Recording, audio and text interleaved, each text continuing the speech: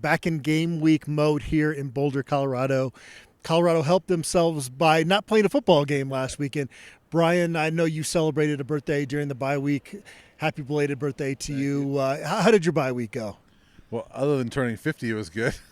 But yeah, thank you very much. It was good. It was nice to get away. And you and I always talk about this, like how it's great for the players to kind of rest their bodies, rest their minds, things like that. Great for coaches, but it's good for media too Yeah. to kind of get away. And I actually really like that there was a second bye week, and it was kind of nice to just have that second week to kind of take a deep breath and kind of gear up for November and kind of what Mike McIntyre used to call the gold games, and that's what these, because they mean a lot more. And so it was nice to get away. How about you? No, I had a good time. I think I watched more college football this past weekend than probably the first 8 weeks of the college football season combined. Just had an opportunity to finally sit down, watch some football. And I got to tell you, this Big 12 is entertaining. And that's what we expected with the parity in this conference. And it sure lived up to that, hasn't it? Yeah, it has. I mean, I'm watching that Texas Tech, Iowa State game, and that was a crazy finish, and I couldn't believe Houston, pulled it off against Kansas State, and yeah, I mean the Big 12, even some of the, I feel like half the conference was on bye, but it was still kind of crazy the games that were going on, and those two results right there were everything CU needed, and I tweeted out that you couldn't have asked for a better bye week for the Buffs. You get the rest, you get those two upsets. Travis Hunter is all over the place, and then as a bonus, Nebraska gets upset, and so anytime Nebraska loses, CU fans love that. And Travis Hunter goes out to Penn State. He's on Fox Big Noon Kickoff. He's on ESPN College Game Day. Before that, he was hanging out on Coach Prime's ranch, and that was one of the highlights of the press conference today, is just hearing about Travis Hunter's nocturnal ways.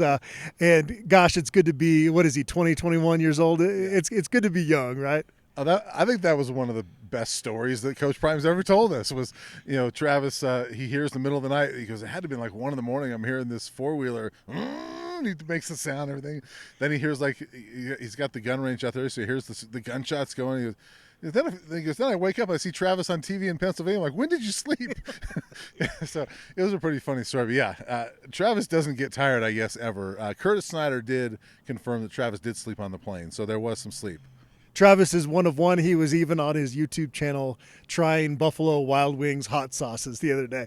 Yeah. He's quite a fun young man to kind of follow along, covering this program. And the Heisman campaign is really kind of taken off now. And it feels like if he stays healthy, Colorado keeps winning football games. Not only will he be in New York, he will be the front runner, it seems. Yeah, I would think so. I mean, I remember several weeks ago in the press box at CSU having a discussion. Well, how many wins does CU have to have for him to win it or even be a finalist? And we were saying 6, 7. At this point, it's got to be more because you're 6-2 already. But yeah, if the Buffs win and they're 9-3, 10-2, going to that title game, I don't know how he doesn't win it. DJ McKinney was asked, what's your argument for that? And he goes, isn't that award for the best player in college football? Well, that's Travis Hunter. I agree with him. I don't think there's anybody that's even debating that. It's the question of, if you have a vote, are you set on a quarterback because of the impact of that position? But it really shouldn't be, right? Yeah. If you're going to have the Heisman Trophy be the best quarterback in the country, then that's what it is, and it's not. Yeah. And so I'd like to see, not just this year with Travis Hunter, but going forward, a little bit more diversity with that award. Yeah, and there's already a best quarterback award, right? The Davey O'Brien Award. So it's turned into sort of a quarterback award. I mean, even Ashton Genty, as great of a season he's having, we were looking right before we came down here, he's 4th, in the Heisman odds. And so it's Cam Ward, Dylan Gabriel, and Travis, and then, Ashton Genty. And so, yeah, it's a matter of, do you go with the best quarterback? And a lot of times it's voters will go with, well, that's the best quarterback on the best team. Well, that's Dylan Gabriel right now, right? Or you got Cam Ward, who's putting up, incredible numbers right now for an undefeated team. Or you have the best player in the country, Travis Hunter. And Ashton Genty's having a great year too. But it feels like his production is as good as it's been. It hasn't been otherworldly in a little while. And so, and against the Mountain West, it almost feels like he needed a rush for 250, 300 yards, which is a lot, but it feels like he's not putting up the numbers he needs to in a pretty bad conference.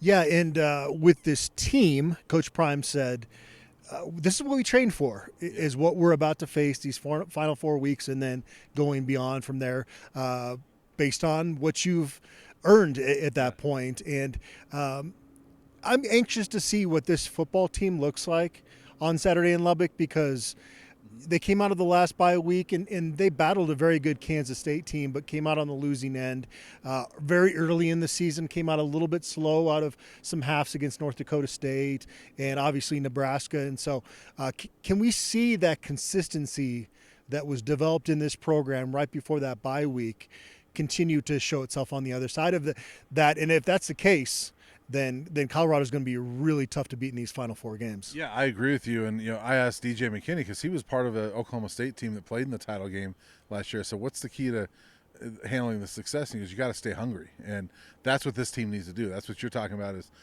are they hungry? And did they show that same hunger that they showed the last few weeks? And if they do, I agree with you. They're tough to beat. I mean, this Texas Tech team, they're very up and down. I mean, a couple weeks ago when we're down at Arizona, I mean, they were at home against Baylor and giving up 59 points. And so, are they that team, or are they the one that goes into Ames and pulls off an upset over the number 11 team in the country? So they're kind of up and down. But at the same time, that's a team that I imagine, too, you got to give them credit. They're now bowl eligible. And everything that's in front of Colorado is in front of Texas Tech as well. Sure. And so, it comes down to which team is hungrier and which team is going to go after it. And, I like CU's chances down there. I was corresponding with Joe Yeager, who's covered Texas Tech for 47 years. Yeah. He said he's never covered a team that is as hard to predict as this Texas Tech team. And so we'll get into them more later in this week. Shane Cokes, his status is up in the air. We saw Deion Hayes going for surgery. Coach Prime confirmed that Torian Carter is out for the rest of the season. And so there has been, because of a well-off media video that was put out there, some thought maybe Tyler Brown on the defensive line. Is that an emergency situation, or is that going to be something that we see here in the final 4 weeks? I guess we'll find out. But they're getting a little bit thinner, obviously, like we were talking about before we hit record here. Yeah. Rayon Buell's been out as well. We don't know his status. Didn't have a chance to ask about him. But, they're getting a little thin on that defensive line. And I would be curious to see what they've had a nice rotation at guard with those guys. And Tyler's played well. Those other guys have played well. I would imagine it's an emergency thing because you still have Amari McNeil, and you got Chidozie playing well, and you have Anquin Barnes playing well. So you still have some guys that are playing well. But I would imagine that, it doesn't hurt to get somebody else ready in case you need it. We had a chance to talk to Isaiah Augustu, who really started to kind of find his groove, and it helped getting 22 carries in that last game. And I think we're kind of anxious to see, and I would imagine that the more he gets fed the ball, the better he's going to get, because last game it was a lot of moving the chains versus breakaway runs, but he's certainly got that ability. Yeah, he does. I mean, he's fun to watch, and he's we've talked about it before. He's sort of that bigger kind of upright runner, but then when he gets to contact, he lowers himself and he can he can power through. But he's got that breakaway speed, and we haven't seen that really from the Buffs. So a big breakaway run. I'd love to see it at some point, and he's the guy that could certainly do it. But I'd love to see him get another 15, 20 carries, because I think if he does that, he can get 100 yards this week. We also had a chance to talk to DJ McKinney. He said his decision to transfer here to the University of Colorado was the best decision he's made in his life, and it really has come together for him, and he's been such a big part of that.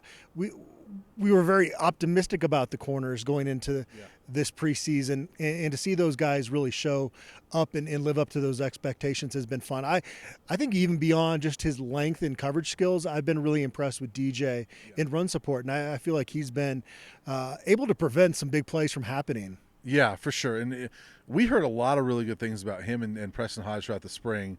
But we've heard a lot of good things about guys in the past that don't end up, that coming to fruition on the field in the fall. But it certainly has with those guys. And, the great spring that he had has really carried over. He's played really, really well. And, Coach Prime continues to say that's a first-round pick if he continues on this path. And so he certainly looks the part, and he's playing the part right now. You think about he and Colton Hood could be a couple lockdown corners for this football team next year, and they certainly have made a lot of plays this year. We also talked to punter Mark Vasset. I think I would agree with this. He said he feels like he's the best punter in the country at pinning other teams inside the 10-yard line. And it's really fun to see him work. He's got that down almost to muscle memory at this point, it seems. Yeah, I love watching him punt when there's that situation where it could be inside the 10, because I'm curious, like, okay, where's he going to put this one? And, it's a matter of, like, do his guys get down there enough to stop it from getting in the end zone sometimes? But he's such a good punter at doing that. He did mention he's still striving to get better at those long spiral punts that he's got to do, and he struggled in a couple of those earlier this year. He had a couple shanks, but he's been in a groove lately, and one of the best guys on this team too, I think. So it's great to see him have success, and I think he's got a shot at the next level too.